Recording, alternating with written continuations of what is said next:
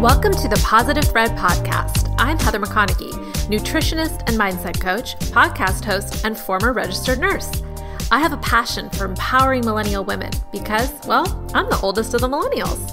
Think of me like your big millennial sister. Every week, I'll bring you an interview, topic, or Q&A session that will inspire you to care for your body, mind, and soul. I believe that when women prioritize self-care, everyone wins. If that sounds good to you, you're in the right place. Are you ready? Let's start the show. Welcome to today's episode. We are going to be talking about how to manifest a more abundant money mindset. I asked all of y'all on Instagram if you wanted me to speak on this topic, and I got a resounding yes. Turns out that all of you want to learn how to manifest more abundance in your life. So we're going to actually talk about 5 core things that will create your access to more financial abundance and wealth in your life. I think it's so important when we talk about abundance that we don't get fixated on just the material realm of money or possessions or things, and that we also remember that abundance has to do with time, energy, relationships, love, knowledge, education, and things like that as well. So I'm going to be walking you through a few steps that you can take in order to make sure that you're focusing on the right things. So why do we care about having an abundant money mindset? Well, you've probably discovered that just like it's more enjoyable when you're living in abundance, right? When you're in a scarcity mindset, you tend to be really anxious. You tend to be not the most pleasant person to be around. You worry a lot. It could impact your sleep. It could impact your eating habits. One of the things that I've really learned as a nutrition coach over the past 4 years of coaching clients is that the world and the stresses and the things that we're dealing with emotionally and mentally completely affect how we eat, right? A lot of you know this experientially, but I've just seen it in basically every client that I've ever worked with, which is part of the reason that I'm launching my new mindset coaching program, the Mindset Lab. You can now register for the Mindset Lab on my website. I'll put the link down below. This is the first mindset coaching program that I've ever offered besides one-to-one mindset coaching, and I'm so excited to share this with you. So it's so important that we work on our mindset because it impacts every area of our life, including our health. So let's start with one of the most important things that you need to master in order to have an abundant money mindset. The first thing I want to talk about is gratitude, all right? Being grateful and thankful for what you have. This is absolutely critical. When we are in an abundance mindset, we see everything that's coming to us. We appreciate the flower on our morning walk. We appreciate the positive comment that somebody left on our Instagram profile. We are grateful for the friendship we have with our best friend. We're grateful for our college education or the fact that we don't have an illness. When we are in scarcity mode, all we can think about is what we don't have. Okay, who's been there? Raise your hand. If you're listening right now, wherever you are, just raise your hand. Ignore the weird glances from other people around you. It's so important that you are focused on what you do have. This is the first step to creating an abundant money mindset. You need to be thankful and grateful for the abundance that you do have in your life. So how can we do this? Well, one thing is we can get up in the morning and we can just say out loud things we're grateful for. You can start with a list of 1 thing or 3 things when you first wake up in the morning. You don't even have to journal. If you're like, Heather, I'm so busy, I don't have time to do a gratitude list. I don't blame you. You don't need to make a list. Just say it out loud, all right? I know you have time in your car to say your gratitude list out loud, or when you are on a morning walk or you're taking your kid to school. We all have time to say 3 things we're grateful for out loud. If you have a little bit more time, then I do recommend journaling it because there's something really powerful about putting pen to paper and writing out all the things.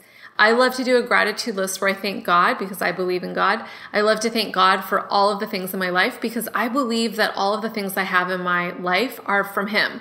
I don't think that I'm the magical source of the abundance in my life. Everything that I have, I believe is a gift.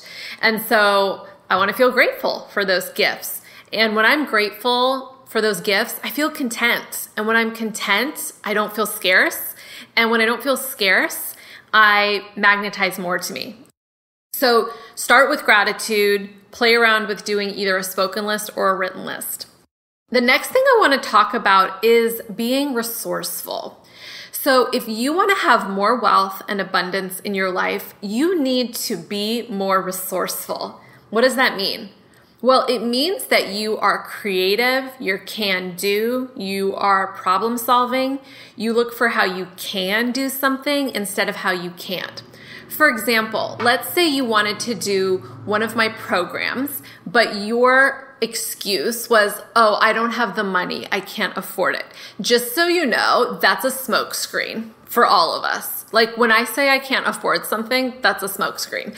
Because like if I really want something, I will become resourceful AF to get it. So typically when we use the smokescreen of I can't afford it, we actually have one of two hidden concerns. One or both. One, we don't think it's going to work for us. We don't think this product or this thing is actually the right solution for us, but we don't know how to say that to the person. We don't know how to say, I actually don't trust you. I actually don't think your product is going to solve my problem. Like, can you imagine if people were actually honest like that and told salespeople and people trying to pitch their products the truth? Like, be like a breakthrough. I invite you to actually try that. See if you can identify, if you notice the words, I can't afford it, start to come out of your mouth, see if you can identify what's actually going on for you. Do you trust the person in front of you? Do you like them? Do you believe their product can solve your problem? Okay.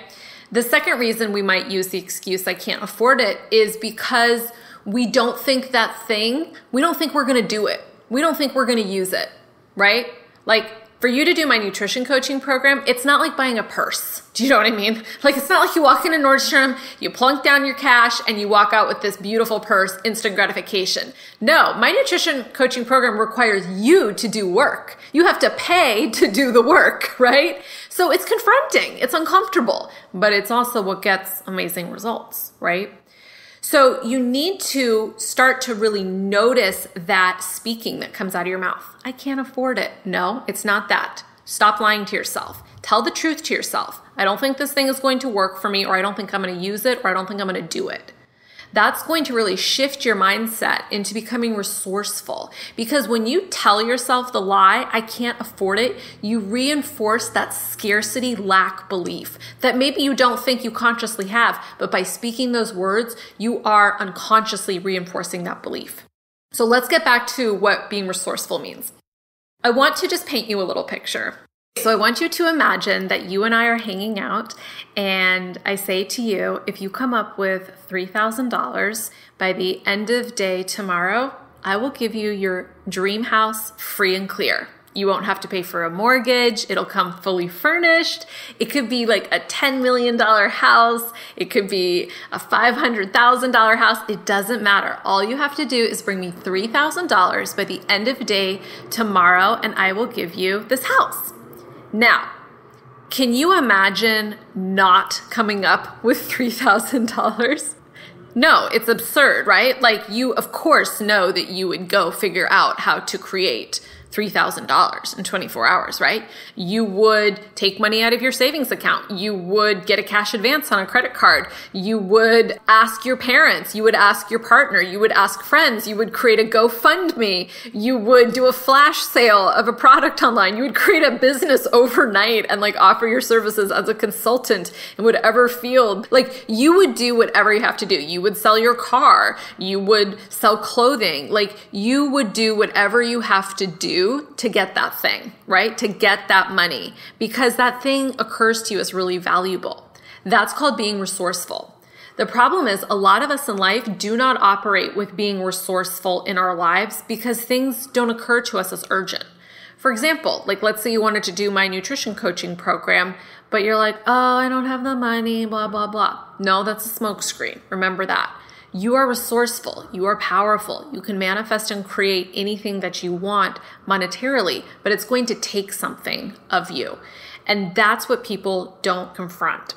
So if you want to have more abundance in your life, I encourage you to start being more resourceful. I want to tell you guys a quick story about how I used to get stopped by money and how I transformed that. So when I was in my 20s, I was always $5,000 in debt. Like I always carried a $5,000 balance on my personal credit card. If I paid some of it off, like if I got it down to $4,800, I would go shopping and bring it back up to $5,000 because I was comfortable with always having $5,000 of credit card debt. Now you can imagine that I built no wealth during my 20s, right? Zero. I didn't have a savings account. I wasn't investing in my retirement accounts, because I was $5,000 in credit card debt all the time. So any extra cash that I made went to that. And I realized that I needed to change my mindset around things. I did a transformational course that was 3 days, and I wanted to fly to London to see one of my friends, but it was like a really unreasonable trip. I would just be gone for 3 days. I was flying from LA to London, so a really long flight for a short trip, and the ticket was going to be like $850. But I realized that I was constantly getting stopped in life by the conversation of, I can't afford it. And I wanted to have a breakthrough. I wanted to be like, no, I can't afford it. I'm going to figure out how to pay for this. And so I bought a ticket, I put it on my credit card, and I flew to London. I saw my friend, and my finances completely changed in the next couple years. I got super committed to paying off my credit card debt. I didn't buy any new clothes for 8 months while I was paying off my debt. I got a part-time nanny job. I took on another side hustle gig. I did whatever it took to pay off that debt. You can do whatever it takes to earn extra cash too. So I want you to practice being resourceful in your life. Just take on, how could you manifest an extra $100 after you listen to this podcast episode? Could you sell some clothes on Poshmark? Could you sell some items on Facebook Marketplace? Could you sell something on Craigslist? Could you offer your services to somebody? Could you pick up a side hustle? I always had side hustles all through my 20s. I had a nanny business where I would have private clients and I took care of their kids. I rented out rooms in my house on Airbnb. I did Lyft driving at one point. So there are so many options for making extra money. Okay, the next thing I want to talk about is being value producing. This is the breakthrough that I had when I went from being an employee to a business owner. And it was really a big mindset shift for me. And I realized that, the more value I produce, the more abundance that I attract. We want to remember that money is just representative of value exchange. So, for example, when I pay $53 to my nail salon to do my dip on my nails, I'm saying to them that having my nails done is actually worth more than $53. Otherwise, I wouldn't give up the $53. Okay? The nail salon, in a sense, is saying that the $53 is worth more than they would do my nails for. They would actually do my nails for $47, but they will take the 53, right? And so this is where this magical kind of alchemy happens between customer and business, where you exchange, all right? The price point that you're willing to let go of something is close to what they're willing to let go of monetarily wise, and then you exchange, okay? That was a really cool breakthrough I had, that actually I was willing to pay more for anything that I bought. Otherwise, I wouldn't have given up the sum of money that I did give up. Just think on that. It's a little bit of a brain teaser. So if you want to have more abundance in your life in the form of money, then you need to figure out how you can create more value in the world and provide that. So if you're an employee, this is where people are always trying to negotiate raises. You can't negotiate a raise based on the fact that you've just worked there a long time. That doesn't mean anything to your boss. Being a business owner now, I would never give somebody a raise just because they'd been an employee for a couple years. That makes no sense to a business. You give raises to people who produce more value for the business, so there's an ROI on giving them a raise. It makes sense, right? So you need to produce more value before you will receive more money. You can't receive more money and then produce more value. You have to produce the value first. This is the same in your job. So if you want that raise, you need to produce more value for your boss before you ask for the raise. You need to demonstrate over 3 months, 6 months, a year. I'll give you an example of this in my life. My first job when I moved to LA was working for a producer in Hollywood. And I asked for $40,000 a year salary for being his assistant, and he countered with $30,000. And this was like 2005. So that was still a livable wage. Like now, maybe that's not that much, but like living in LA, like I could survive on like 30,000 a year. It was tight, but I could do it. Right. And so I accepted that, but I said, I'd like to be able to like negotiate like after 6 months. And he was open to that.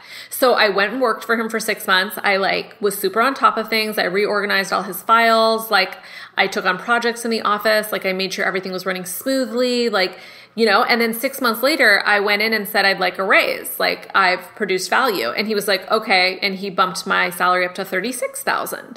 So I got that raise because I demonstrated value prior to asking for the money. This also works in a business. If you have an idea for a business, I want you to flesh it out. I want you to think about what's the value you're providing to other people. Part of the reason that I have a successful business is because I've created a system and a methodology that really helps women with their bodies, which is an important area of people's lives. They value it. So they're willing to pay money, right? They're willing to exchange their money for the result that I'm going to help them achieve. So if you want more money, you need to figure out how to create more value. What's something that you're really good at? What's something that only you know how to do? Maybe you don't think it's something you can turn into a business, but I promise you, you have some type of hidden knowledge or specialized knowledge. Maybe you're super into makeup and you're amazing at doing makeup tutorials. Maybe you have an awesome relationship and you could help other single women attract a high vibe type of man. Maybe you are really good at investing and you know how to help, women get used to investing in the stock market. You don't have to be like a pro at something. It doesn't have to be like your college degree, but like you all have some type of knowledge in you that you could market and create a side hustle. And that's how I started my business. I was a full-time nurse and I started it as a side hustle. My business was a side hustle for 6 months before I went full-time with it. And a lot of people's businesses are side hustles for years, and that's totally fine. There's a really great podcast called Side Hustle School by Chris Guillebeau that I was actually a guest on. You can find the episode on my website, but I recommend listening to that whole podcast series because it's really inspiring about how to create a side hustle. Imagine if you could just make $500 extra a month or $1,000. If you make $500 extra a month, you can invest $6,000 a year into a Roth IRA, which is a retirement account that is tax deferred, meaning you don't pay taxes on your money when you withdraw it after age 70. That's like one of the best places to put your money if you're committed to abundance and having money for when you're older. So I invite you to brainstorm, like what's something that you're really good at that you could market your knowledge? How could you create value for other people? The other way to create that abundance with money then is to take the value that you exchange and multiply it by volume. So meaning like if I help one woman with her body, like yes, I will create more value and abundance. But if I help 200 women with their bodies, I'm going to multiply that effect, right? And that's what you see with any like rich person out there, like an Oprah or Beyonce or a Sarah Blakely, right? They've taken something that's valuable to people, whether it is self-help like Oprah or music and entertainment like Beyonce or clothing like Sarah Blakely, the founder of Spanx, and then they've multiplied it by having millions and millions upon millions, hundreds of millions of customers and fans. Okay? So that's how you create more value. So if you want more abundance in your life, I want you to really think about how can you produce more value both in your current job, if you want to negotiate a raise, and in your sphere of influence as a side hustle. Or if you have a business, how can you create more value for your existing customers? Okay, the next thing I want to talk about is being magnetic. Being magnetic is an energy. Being magnetic is like what it sounds like a magnet draws things to it, right? Like you hold up the magnet to something that's metallic and it just zips right to it. It just pulls it to it like magic. It's that magnetic force. And from a more like metaphysical energy, I want you to think about being magnetic. If you're a woman, being magnetic is naturally inside you. Being magnetic is about the energy that you're exuding to other people. When I'm my highest vibe self, I'm feeling great, I'm feeling strong in my body, I'm feeling confident, I'm feeling happy, I'm rested, I'm, energized. I exude that state of being to everybody that I encounter, whether it's through a photograph, through a video, a phone call, being in person with people. And that draws people in. Have you ever been around somebody who is like just like low level, like low energy, kind of heavy, like depressing, like down, like draining, negative? Like it's exhausting, right? Like don't you want to get away from them as soon as possible? Like I know I do. And when I encounter people like that, I have a lot of compassion. I'm like, oh, I get it. I've been there. I've gone through periods of times like that in my life, but I don't want to be around it. Like, I don't want to hang out with that person one-to-one. I don't want to take their phone calls. It drains me. And people want to be around people who pump them up. And I'm not saying you have to be like rah, rah, rah all the time, but like your energy shouldn't be like a vampire, right? Like you shouldn't be sucking other people's positive energy from them. It's okay to share your struggles with people like, hey, I'm really struggling with this right now. Would you be willing to just like listen to me vent for 5 minutes? I'm going to be super open to your feedback since you know me really well as a friend, if you have anything to offer me. And then we can be done with this topic and talk about something else because I don't want to be like an energy suck. And there's other cool things we can talk about besides my depression today or whatever, right? Like that's a much more empowering, respectful way to get support, and it will keep you in your magnetic energy field. Another thing I want you guys to get is like neediness is creepiness. So when you are being like super like needy of people, it repels people. Have you ever experienced that? Like either dating a guy or like being on the receiving end? So like I've definitely experienced both, where I've dated a guy and I felt like he was like super needy of me, like texting me all the time. Like I was like, don't you have a life? Like it was like too much. And then I've been on the flip side where I've been the needy person, where I just feel like an empty well and I'm just like me, love me, pay attention to me, right? It's repulsive. It literally repels people. It's the opposite of magnetism. It's the same in business. If you are like needy for clients or customers, it's weird, right? Like I don't need clients. Like if I need money, like push come to shove, I'll go get a nursing job. Like I don't need people to be my clients. Like that's creepy, right? That's like weird. So I want you to understand that when you are being in this energy of like contentment, which we're going to talk about next, you will be magnetic. So I want you to just like experiment with like, how can you magnetize things to you? How can you magnetize wealth? How can you magnetize small things? Like I went on a date like a month ago, and at the coffee shop we went to, I made a joke to the barista about like all I needed was a free brownie, and he kind of laughed at me and like went over to our table. 30 minutes later, he came over with a free brownie in a bag for me. And I was like, whoa, cool. I just like magnetized that. And I was being really positive. I was being playful. I was being fun with him. I was like being in magnetic energy. Do you think if I was being like a sad Sally or like just kind of like a jerk or like standoffish or unfriendly, that would have happened? No, because I wouldn't have been in magnetic energy. So practice magnetizing something small to you this week, and then you can start to experiment with magnetizing bigger things to you as well. The last thing I want to talk about is contentment. Okay, so in modern American culture, we have a very skewed version of like what we need. Most people in the world live on like $1 a day. Like I think it's like 1.5 billion or something. It's crazy. And like if you make more than like $40,000 in a year or something, you're like in the richest like 1% on the planet, right? But as Americans, we are so skewed, right? We have access to so much wealth. We have access to homes, cars, clothes, appliances, trips, vacations, like Botox, like all these things. And I'm speaking about myself here, right? Like I have had a lot of disposable income, but it's so easy to trick ourselves into thinking like we still don't have enough, right? Like go on Instagram and you'll see all the clothes that like maybe you still want to buy, or you go on Instagram and you see somebody else who has a nicer house than you or a bigger house, or they're on a vacation that you can't afford currently, or you know, they're like working from their laptop at the beach, or like they're doing something where you're like, oh, I still don't have that. And it's so easy to fall into this like just place of dissatisfaction in our lives when actually like so many people live below the poverty line. Like in squalid conditions, like in shanty towns, like where they don't even have a real home, they don't have healthcare, they don't have clean water, their food isn't guaranteed. So you don't need most of the things that you think you need, and you don't deserve more, quote unquote. You can manifest more by doing the things we just talked about, specifically by creating more value in the world and finding people to serve with that value. But you like, more wealth isn't just like yours. Like, it's not like you deserve more, okay? Like, be content with what you have. Be grateful you have running water. Like, one of the things I like to do is just get up and think about all the things I have. Like, wow, there's like clean water coming from the faucet. Thank you. That's amazing. Like, wow, I don't have to like go to the bathroom outside in a hole. Like, I can sit on this clean toilet. Thank you.